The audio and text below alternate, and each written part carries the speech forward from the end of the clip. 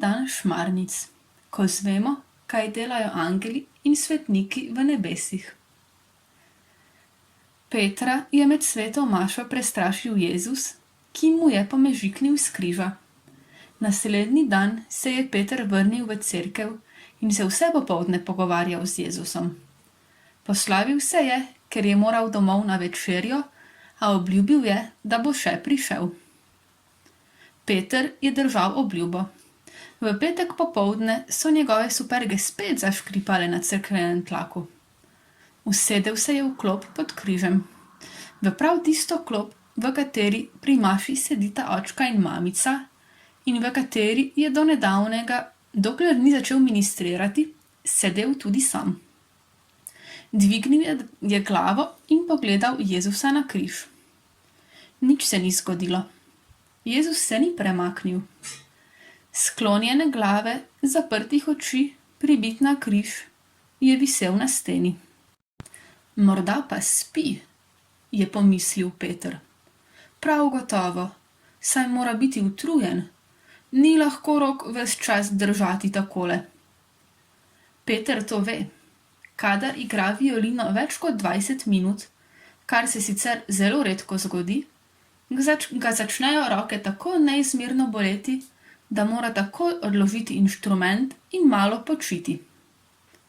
Jezusu pa povrh vsega teče še kri iz ran, kar nikakor ne more biti prijetno.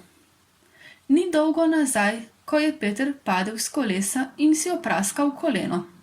Kako je skelelo! In rana se še do danes ni čisto zacelila. Tudi Jezus je verjetno padel, da ima tako krvava kolena. Seveda, ko je nosil križ. Fantič je pogledoval Jezusova kolena in stopala. Tudi kri okrog rane je bila temna, skoraj črna. Peter je dvignil pogled. Jezusove oči so bile še zmeraj zaprte. Bil je nepremičen, kot kip. Pustil ga bom, naj počiva. Petrov pogled pa je potoval naprej. Na žeblju, ki je držal Jezusovo desno roko, je visel ogromen, velikanski rožni venec. Fantič je zavzdihnil. Ni maral rožnega venca. Tak dolg čas. Kadar so ga molili doma ali v cerkvi, se je molitev vlekla v nedogled. Pa je tisti rožni venec v mamičinih oziroma župnikovih rokah čisto majhen. Ko bi moral moliti tega velikega, se molitev ne bi nikoli končala. To je gotovo nebeški rožni venec. V nebesih se molitev nikoli ne konča. Tako je vsaj rekla katehestinja pri verouku. V nebesih angel in svetniki brez prestanka molijo. Angeli in svetniki. Petru je pogled zaplaval še više. Pod cerkveni strop, ki je bil poln angelov. Vstal je s klopi in začel obračati glavo. Končno je to lahko počel brez nevarnosti, da bi ga kdo podsukal za ušesa. Saj je res smešno, no. Iz nedelje v nedeljo prihaja v cerkev in vsakič mu očka zabiča. Sedi lepo pri miru in ne zijaj okrog. Upal je, da bo kaj bolje, ko bo postal ministrant. Pa je še slabše, saj zdaj sedi pred oltarjem in ga ima očka vse skozi na očeh. Lepo se obnašaj pri maši, ne obračaj glave. Kar naprej posluša samo to. In očka je hud, če Petru pogled kdaj uide po cerkvi. Kaj šele, da bi malo poklepetal z Markom. Ali z Matijem. S komorkoli od ministrantov. Še dobro, da zadnjič očka ni videl, kako je Jezus vzdignil glavo in mu pomežiknil. Gotovo bi bil hud. Peter je na hitro pogledal Jezusa, ki se še zmeraj ni premaknil. Tudi prav, se bom pa v miru razgledal. Stopil je na sredo cerkve. Na sliki na stropu nad glavnim oltarjem 6 angelov kleči pred Jezusom, ki se mu na prsih blešči krvaveče srce. Še više nad njimi pa je cela množica angelov zbranih okrog Jezusa in Boga Očeta. In spet golobček, Mar jih je kar cela jata plahutala pod cerkvenim stropom. Ali je to en sam vse povsod isti, ki ne ve, kje bi spletel gnezdo?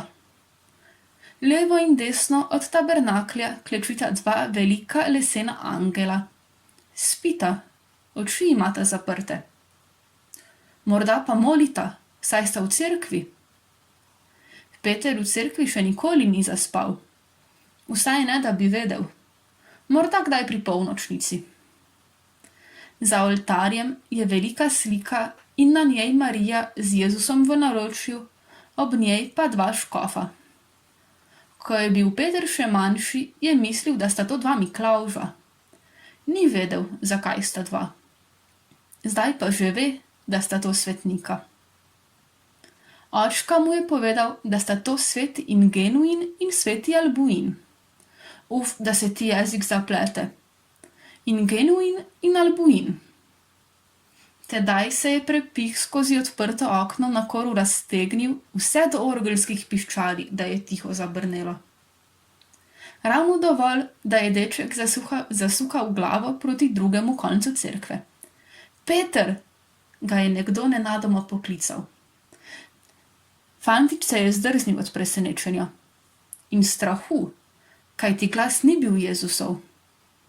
Kdo je? Kdo me kliče? Se je plašno ozrl okrog sebe. Jaz sem, Peter, se je oglasilo od oltarja. In Peter se je obrnil za glasom.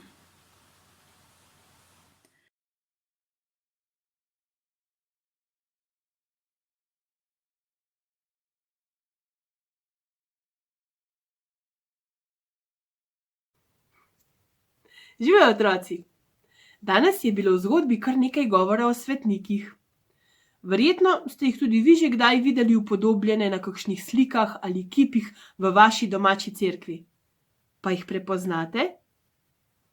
En namig. Svetniki so ponavadi upodobljeni s predmeti, ki so povezani z njihovim življenjem. In s tem je povezana tudi vaša današnja šmarnična naloga. V povezavi, ki ste jo dobili skupaj s tem videoposnetkom, se skrivajo sličice, ki jih morate povezati. Se pravi, šli se bomo pare. Povezati morate ime svetnika skupaj s sličico predmeta, ki je povezan s tem svetnikom. Poskušate lahko tolikokrat, kolikor boste potrebovali, in če vam bo uspelo, se vam bo na koncu izpisalo sporočilo. Da vam pa malo olajšam delo, vam namignem, da je evangelist Marko ponavadi upodobljen z mojo najljubšo živaljo.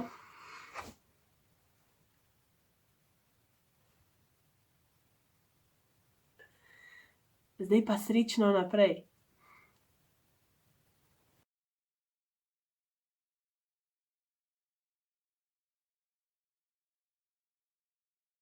Dragi otroci, skupaj zmolimo še sklepno molitev. V imenu Očeta in Sina in Svetega Duha. Amen. Peter je v cerkvi opazoval svetnike in angele, ki so bili zbrani okoli Boga. Cela množica jih je bila. Tudi vsak izmed nas ima angela varuha. Zahvalimo se našemu Bogu za ta dar in molimo sveti angel. Sveti angel, varuh moj, bodi vedno ti z menoj. Stoj mi noč in dan ob strani, vsega hudega me brani. Prav prisrčno prosim te, varuj me in vodi me. Amen. Lahko noč.